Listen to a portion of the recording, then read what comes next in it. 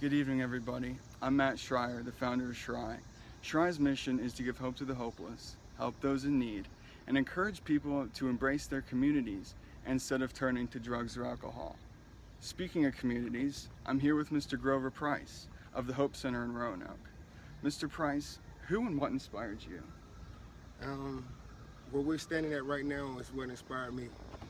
When I was growing up, I had a mom, I had a dad.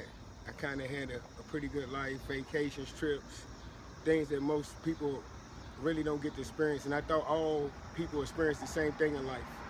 But as times kind of changed in my home, and I went from on my own track to college and maybe a career at anything I wanted to be to in the streets, just lost. So, I don't want these kids out here to experience the same hard falls that I had to face. I want to make them maximize their potential, be productive all the way through and actually finish. There's a lot of kids around here, the most smartest, talented kids that I've ever met in my life, but the things around them is stuff blocking them, and I just want to try to help keep them on the straight path. And that's really cool, man. And we're gonna show you a little bit of what the Hope Center looks like. We're on location. This is 11th Street. Like, I terrorized these streets as a kid. If y'all notice, you might can see it in the shot. There's signs up. They say no stomping, no stopping, no standing, no parking after 10 at night. And those signs up there because these streets used to be lined up with drug dealers, literally. Stay on the street with drugs. Like, this was one of the worst. It used to be one of the thriving areas of the town. We had grocery stores, we had a drug store, we had, all of these buildings were something. Then they're just empty buildings. Like, this neighborhood it's like falling apart. So a lot of people need things here. So I just wanted to bring a resource to our community. And basically what I thought of, it was kind of like recycling. And what I mean by recycling is some people take stuff, they throw it away. We throw it away, they take it, they turn it into something else. And a lot of people have more of one thing and less of others, so I just try to connect everybody together and just try to keep things moving. Like, people bring us clothes down here, furniture, just all kind of different things, and we provide it to the neighborhood. We don't sell anything. And we have a table outside the Hope Center. In the wintertime, we have a coat rack out here. We have coats up all the time. That table right now is kind of scary. Stuff goes quick, and what we do is we put bread out there, we put clothing out there, just anything that somebody might need, they come get it. When I first started doing this, people used to come, they always ask for a bag, and like what I've noticed over the last month, when people come, they have a bag with them. It used to just be people that walked over here. Now, yesterday I put out bread. I had 12 cars put up yesterday and get out with a bag to go get bread. So, it's definitely serving the community. Another thing that I do here, I also have another organization that I run, and that's what I started first. It's called Roanoke Role Models, and what that is, that's a youth mentoring organization. And basically, I like nature, I like outside, I like things different than what most people are used to in this community. So I just wanted to be able to show them those things, like show them something different. So basically how I started doing this, it's a story. Since we're doing this, I'm just gonna go ahead and tell you.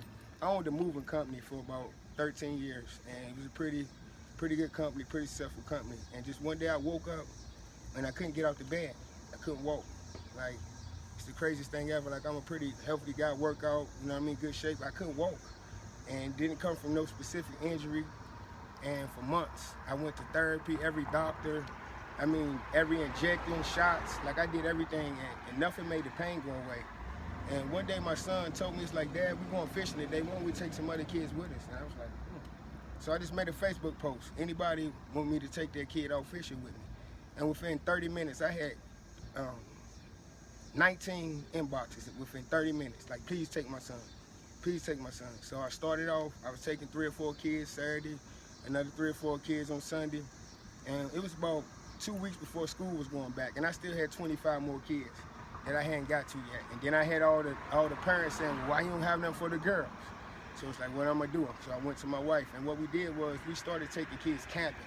We could do the same thing in large numbers, so we were taking them out 25 at a time, the girls 25 at a time, and that's kind of how we started. And then we ended up, at the end of the girls' camping trip, all of the leaders were sitting around like, what we gonna do next? And I was like, next? Like, what do you mean next? And what we came up with was give away school supplies. So I said, what are we going to do with that? And we started off right here across the street at Hamlin Curtis parking lot. And what we did was, we want to serve the kids in the community. And we want the kids to know that people actually care about when somebody got their back. So we did a book bag giveaway, and we did a midnight prayer. And what we did was, we did it at 11 o'clock at night. And a lot of people said, nobody's gonna come, it's 11 at night, kids ain't coming out. And so I was kind of wondering. So when I pulled up, it was kids lined up from this block to this block. I mean, in a line. And when I looked around, I noticed it wasn't any cars. So I looked at my wife and my mom, and I was like, where did these people come from? I mean, it was 300 people out here. A lot of stuff that I'm telling you, like, feel free, people that are watching, feel free to Google Hope Center or Grover Price Roanoke Role Models, and like, you will see what I'm telling you. It's not a joke, like, not a game. Like, I'm not making this stuff up. It was 300 kids out here, 11 o'clock at night, and I had 150 book bags, and somehow it's like, what are we gonna do? People just were coming, and like every single kid got to get something, and it, like, all this stuff is amazing. Like I said, I couldn't walk, and once I started taking those kids fishing, my wife was like, babe, what are you doing? And it was like, when I was with those kids, it wasn't any pain. I remember the kid caught a fish, and I climbed over the fence, you know what I mean, to get his fish out the water, and everybody was looking at me like, wow. And I just noticed when I started to be with these kids and started to do things, like, my health came back to me. And I looked across the street from Hamlin Curtis that night, and I noticed there was a for rent sign on this building. And my mom was like, why don't you get a guy a call? I was like, for what? Like, she's like, I don't know, just call him. Like, we didn't plan this out. A lot of people think to do something, you have to be this perfect person. Like I said, I came out in the streets. I went from college to prison. I sold drugs, I did drugs, I robbed people. I did everything that you can think of that can be done. I skipped school, I did it all. It's nothing that you can, I've been to jail 25 times in my life, easily. And a lot of people say, well, you still this person, how you gonna do this? Or you still this person? Or I used to be this, or I can't do this. What I want to tell everybody is, what you used to be, that don't matter. Don't let that stop you from being what you can be, because you can be whatever it is you want to be. You just have to actually just go out there and do it. So I called the guy about this building. He gave me a price.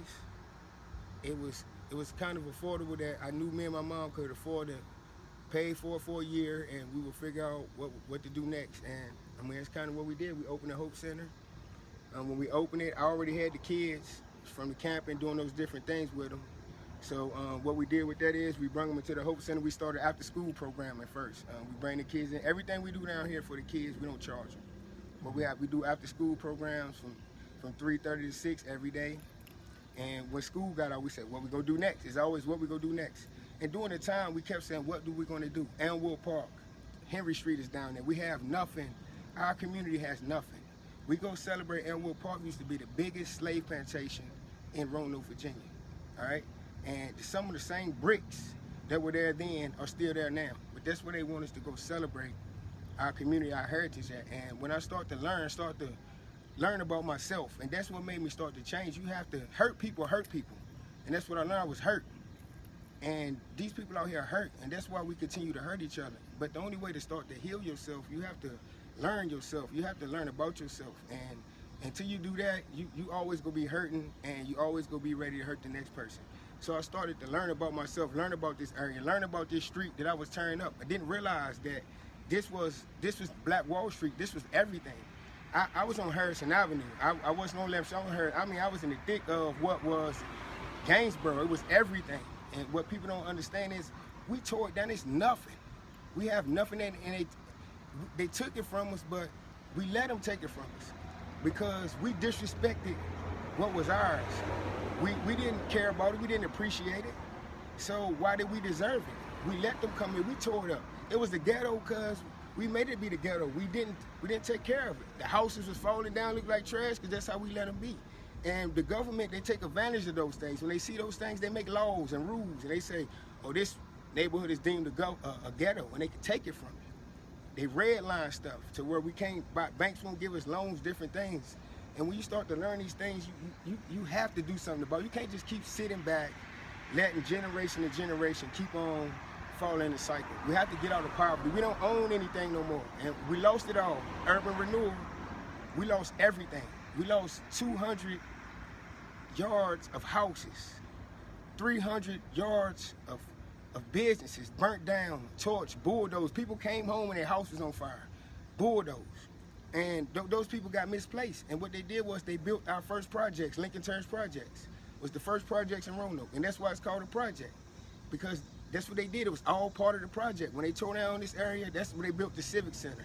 That's where they built the highway. The highway splits right through the middle of everything. And like the more when you start to learn these things and start to know what's going on, we let it happen. We can't let it continue to happen. We have to educate ourselves. And another thing, I don't want to take y'all too far, but I want to like try to give y'all some tips or some encouragement of how to do things. We didn't have money. Like I say, we didn't have money when we came here. I didn't have anything. And like I say, everything we do down here is free. We have a Christmas program. We had over 300 kids this year. Every one of them got a toy. We had another 50 families. They got a whole Christmas done. We do Halloween, Hope Festival, school, after school, we have a summer feeding program. I feed free breakfast from any kid 18 and under between 8 and 9 o'clock, Monday through Friday. Lunch from 12 to 1. Any kid that walks in this door gets to eat for free, 5 days a week. And so I talked to Sam Rasul. He's a good friend of mine, not politics. I knew him before that. And what he taught me was, you can change the face. You're a hustler. He knew that I was a hustler. And what he says, you can change the face of nonprofits. We don't write grants. I don't take money from organizations, from different things, because whoever funds you runs you. And that's not what we want to do here. We want to keep stuff real here. We don't want to take money just to get the money, to say we got the money and not get results. We want to get results, and we want everything to be real. So what we did was, what I first did, I made a thrift store. So many people was bringing the stuff down here. It was 2 sides to the Hope Center. So after the first year, I tried to figure out next. So I rented the second space to the Hope Center. And what it is now is Cup of Hope Cafe, but what it was first, I made it to a thrift store. So we were getting lots of donations, and it wasn't working. And I realized that's not what God told me to do. We were taking what people gave us, and we were selling it. So what we were doing was, we were taking from our own community, selling it back to our own community. And that's not bringing a resource. That's taken from Peter and around Paul. And what I figured out was we need to create a resource. So what we did was we created a Cup of Hope Cafe. And what that is a juice bar. People say, why the heck would you put a juice bar in the ghetto in the hood on 11th Street? For one, what you eat is what you are. And there's nothing around here but chicken wings, hot Cheetos, beer, cigarettes. So I wanted to bring something to this community, to bring a resource. Like I said, I didn't want to take from this person and add to this, but I want to add more resources. So what we have now, we have a healthy option for people in this neighborhood. We have food. We have something that's not here. This is a food desert. It's not a grocery store anywhere. It's one grocery store in our whole zip code, 2417. There's only one, and that's on the stretch of Salem, the food line, way up by the VA hospital. So the bus doesn't run on Sunday. It doesn't run long. Like, people are limited. We have limited resources, and they wonder why this poverty thing won't change. And what I'm trying to do is just show people that we don't take grants. We're not out here begging for money. This is community funded. We can take care of each other. A lot of people want to wait for somebody else to come do it. Everybody can just step up and do your part. I'm not asking you to open a Hope Center, but what I am asking you is, you got somebody on your street, a neighbor, that's a kid on your street, and you would notice that kid might not have this strong family what you have in your home. You would notice things that are not right. You'll notice this kid is out playing times he shouldn't be out, or getting into things you want to get doing. This is how you step up. You don't have to have a Hope Center. But the Hope Center stands for helping others pursue excellence. And that's what the Hope Center is. It says hope, but what it means is helping others pursue excellence. And that's what I urge everybody to do. Help somebody. If you do hair, find a kid that want to do hair. Spend time with her. Take her to your shop with her. Teach her about it. If you know a kid that like clothes, you got a clothing store. Bring this kid in your store. Teach him about fashion. Let's educate our own. We waiting on our school system to do it, and it's not gonna get done that way. It's not. The only thing that's gonna happen in school is we're gonna take their test and they're gonna get their money. They're gonna give your kid a diploma, and that's the end of it. And our kids are coming out of here not knowing no more than they knew when they went into high school. Let's help each other. A lot of people don't like me, and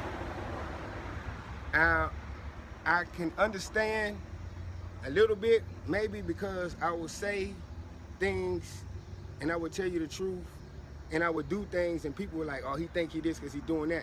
It's not the case. A lot of people say, oh, he do it for this interview. I didn't call you, did I? See, I'm not doing this for this interview, but what I will do is I will use this interview to try to let people know what they can do, what's going on, like what's really real. If I was told this when I first started doing it, I've been doing this for a while, and I was told if you don't got a picture of it, it didn't happen. So I might have fed 200 kids, and all those kids know that it happened. But in order for us to stay open, I have to show the world that we fed 200 kids. It's not about ego, and it's not about trying to brag or anything like that. I'm just trying to inspire the next person to be. When I started doing what I was doing, I'm sure it was people doing things. Don't get me wrong, but I didn't know them personally. They wasn't my friends. All my friends were still thugging and still in the street life. But since I have, it's plenty. I remember the book bag giveaway. It's 10 book bag giveaways now. It's 10 Christmas giveaways. It's 10 trunk or treats. So, and I mean, people are seeing that they can do their part, and that's the reason why I have to show things. So like, it doesn't matter about like or hate. Like, we're grown, we're adults. It's not about me and you. It's about the next. It's about the kids, the next generation. So I do want to urge people to, if you got differences with people, don't allow that for you not to be able to work with them. We have to stop competing with each other. I'm gonna tell you one quick thing I saw. I went to the Dominican Republic last year, and I met a guy. He told me his mom had a restaurant, so I went with him to his mom's restaurant. He drove me there. When I got there, it wasn't a restaurant. It was 30 shacks, side by side, 30 of them, 30 different shacks, all the same size, all the same. Everything was the same. Every one of them sold the exact same food. Exact same food. Fish, same drink, same plate, everything the same. But I'm gonna tell you what the difference is between there and here. Every one of them charged the exact same price. See, if we was here, one person go charge $4.99, one go charge $5.15, but he go try to throw cake in with his. We always trying to compete with each other. Those people build with each other. They came in. See, we don't have enough to compete with each other. We don't have nothing. We got to work together. Them people don't have nothing. I go to countries. I went to Haiti a few months ago, and while I was running for city council, and people was like, "Why you going to Haiti on vacation while you running for city council?" It wasn't vacation. I want to learn how to go to the root. Haiti is poor. It's poverty. I want to learn about poverty. I want to try to figure out how to fix it. The only way to fix it is to learn. So while I was running for city council, I needed that. That was inspiration, things that I can bring back here to see what problems are there, how they are here, how we can fix things. So like, that's why people don't like me, because they don't understand me. Today, it was a wreck today, up here at the corner on 11th Street. It's always been a light here. On Orange Avenue and 11th Street has always been a light. And what I tell you, it used to be Kroger's was right next to where I'm standing, Garland's drugstore. This was where everybody had to use. Everybody crosses over from their side of the street into this neighborhood. It's hundreds and hundreds of kids. There's a store on the corner. It's the only store. Like I said, it's a food desk. That is the only store. The only two stores anywhere for these kids to go to. Right here, right here. You got all these houses around here. Do you see? Have you passed a store anywhere in that direction? It's not a store anywhere in that direction. All these people have to come in. If you cross over the street, it's the same thing. It's not any store. People have to cross this street. The light was important for the people in the neighborhood to be able to get access to this community. And what they're doing now, they took the light away. They're taking the access away for people to access this community. And this is why I do what I do. Wake up. Wake up. This is how we lost. This is how urban renewal started. This is how we lost Gainsborough. Pay attention to what's going on. They are trying to make the traffic convenient to flow for people to use 10th Street. Their beautiful new 10th Street that's not even finished. They already went and done. You can't even use 10th Street to the left side, and we already don't have a light. They could at least waited till the street was open to see if the traffic was gonna work, but it's not working right now. Will it ever work? I'm not a genius, but I do know what's going on. And that's what we have to start doing. We have to stop accepting what they give us. We have to stand up. What happens is we complain, and when it's time to show up, it's time to say something, nobody does it. They click a button on their phone, blah, blah, blah, blah, blah, and that's it. At least 200 people before, in an hour after I posted that video of a wreck, of the fifth video of a wreck, said we need the light back. But that's all they gonna say. We need to come out here on 11th Street. All 200 of y'all, not 5 or 10 of us. All of us have to show up. We have to show up in numbers. They think that we don't care about what's ours. That's what they believe. We have to come out, we have to clean up our own neighborhood. If you see trash on the ground, I don't care if it's in your yard. That doesn't matter. Pick it up. That's all you gotta do. Help each other, help the next person out. If your neighbor's grass not cut, you got a lawnmower, they don't got one. Help them out. Let them borrow. If anything, say, go over there. Look, man, you can use my lawnmower, cut your grass. Don't just keep sitting in the house saying, man, them neighbors, they need to cut their damn grass. And don't just keep saying that. Help them out. Make them get inspired. When you come over there and let that man use your lawnmower, guess what he gonna feel like? Man, I need to keep my grass cut. See, that's what it takes.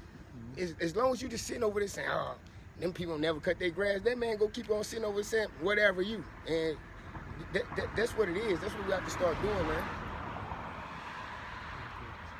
Well, Mr. Price, thank you so much. I mean, what you're doing has made a transformative effect, not only on the community, but people watching.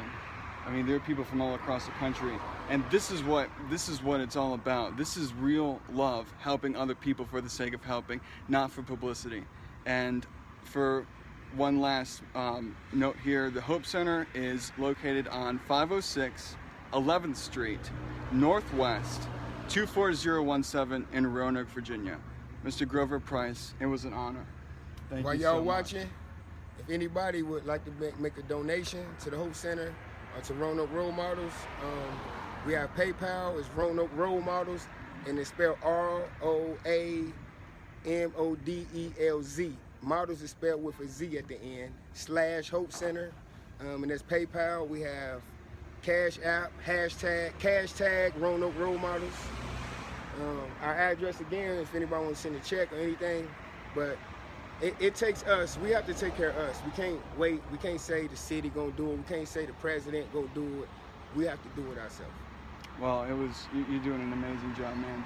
Thank you again so much. Appreciate really, you, man. well, thanks a lot, man. We appreciate all that you're doing. Yeah, man. Thank you so much. I appreciate you getting the word out. That's Well, like I say, that's what's important. Like people can do. It's people doing stuff everywhere, but if nobody don't know about it, it kinds of it just falls by the wayside. And so I appreciate it, man. Well, you're a great role model, man. Thanks a lot. Thank you. I mean that. Thank you so much. Thanks a lot, man. All right. Thank you guys for watching. Hopefully you'll be inspired by this gentleman to go out and get involved in your communities as well. Thank you and have a good night. From the Hope Center, peace out.